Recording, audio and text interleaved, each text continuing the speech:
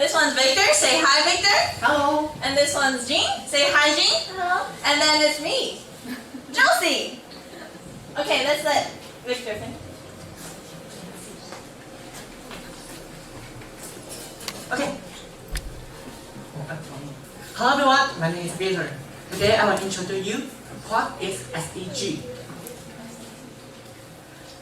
Have you ever heard SDG before?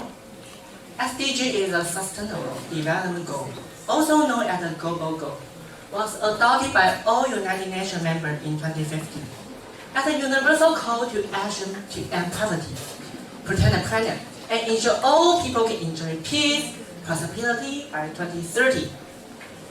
You can see the 17 SDG goals are integrated.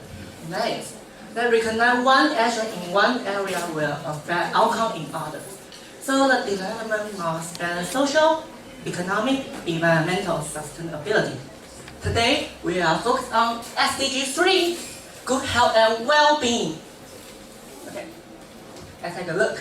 Do you know there are 400 million people in the world have no basic medical care, and 40% of them lack social protection. In some resource-poor areas, they don't have money or no doctor. So when they get sick, they have only one way: die. So we can see in SDG 3 is achieve a universal health coverage, including financial rate protection, access to quality essential health care service, and access to safe, effective, quality, affordable essential medical and vaccines for all. Okay, let's get 10 minutes. Do you know there are 7 million people die every year from exposure to pollution air? The pollution air leads to disease such as stroke, heart disease, lung cancer, chronic obstructive pulmonary. So we can see in SDG 3 is by 2030, sustainably reduce the number of deaths and illness from hazardous chemical, water, soil pollution, and contamination. And here is my presentation.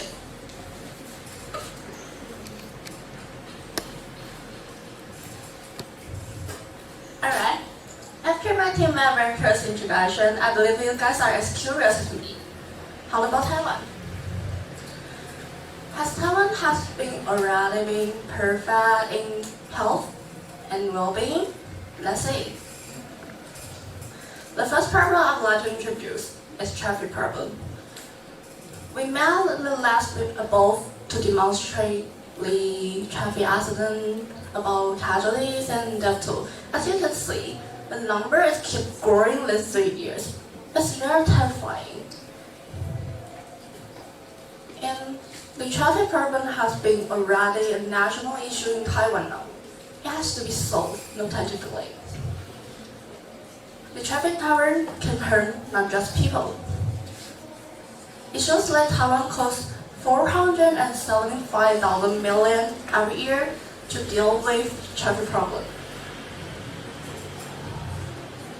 And next one I would like to show you is the mortality. You can see in this picture.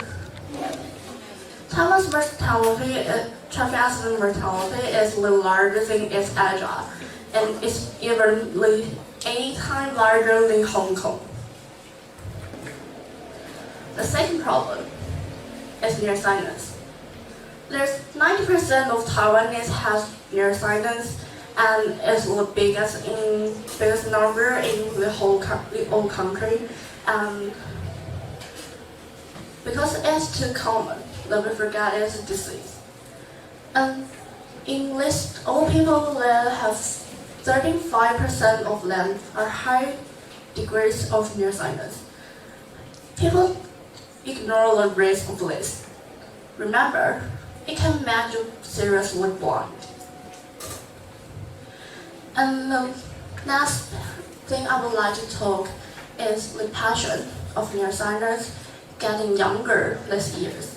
It's really upsetting news to see a lot of elementary school students wearing glasses and have to wear it for their whole life. And the last thing I would like to show is the price. It's the problem of the price.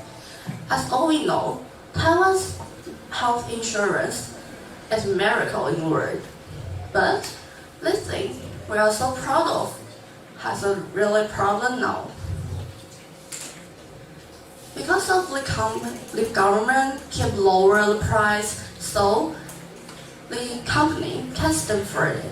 They withdraw the health insurance market, and it makes people can get high quality medicine and have to eat more medicine to get the result before.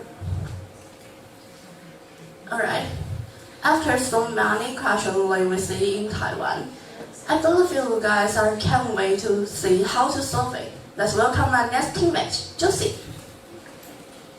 Hi, and I will be going to introduce you to some solutions to problem Jeans just had mentioned above.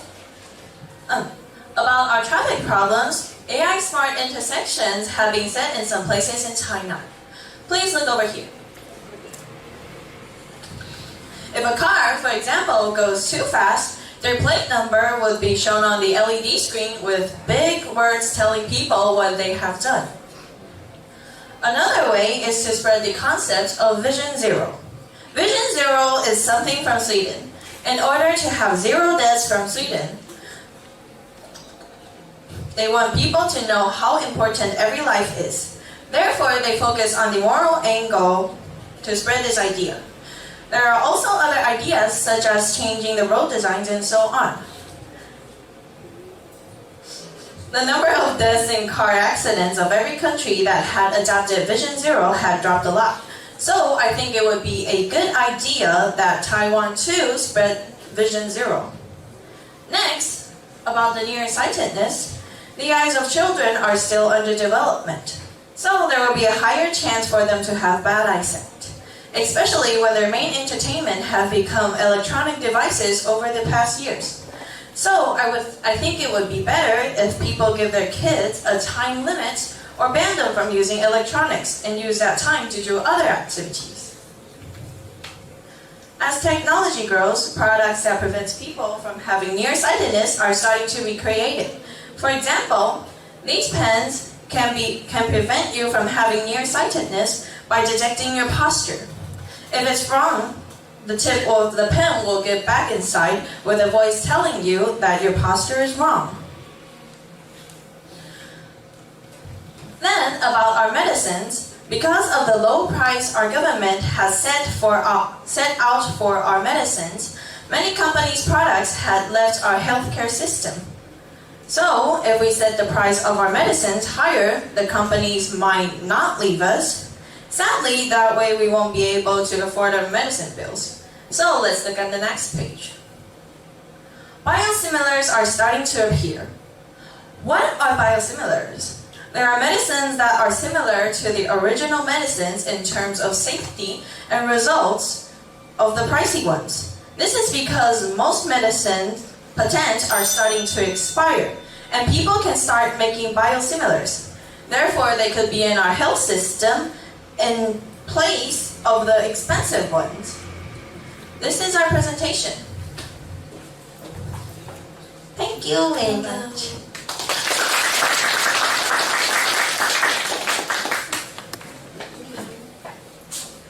Thank you. Okay, thanks for your wonderful presentation. Would you go to the first page? Yeah, the very first page of your slides. Can you find it? Yeah. I just want to make sure the topic of your presentation, because yeah, because what I saw is quite different. Okay, so it's about Google. Actually, it isn't. It's about good health, but it's Yeah, so I was expecting all the Google something, okay, showing in this presentation. So, oh, this should be good, okay, good health. Thank you. Oh, finally, I understand that. Okay, thank you, no problem. So, you try to inform the audience, okay, a new idea, right? That is SDG. So you want to educate the audience of a new idea, and your method is to use the problem solution method. Okay, just as we see that the former group try to use compare and contrast, and you use problem solution to show your audiences the new idea. So that is a very good way. And you also tell the problems clearly. Okay, you give some examples from the other countries, such as the air pollution, right? The deaths caused by the air pollution, and then you also go to Taiwan, right?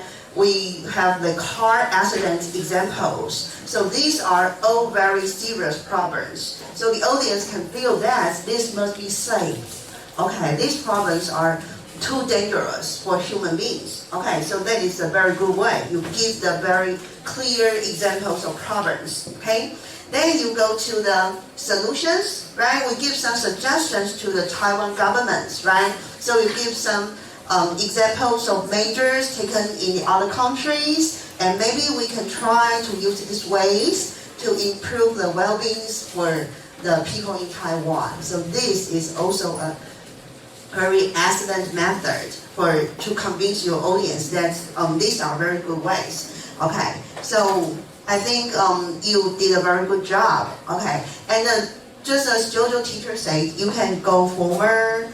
Okay, somewhere in different stages to have more eye contact with audience. That would be more, make your presentation in the best condition. Okay, thank you so much. Thank you.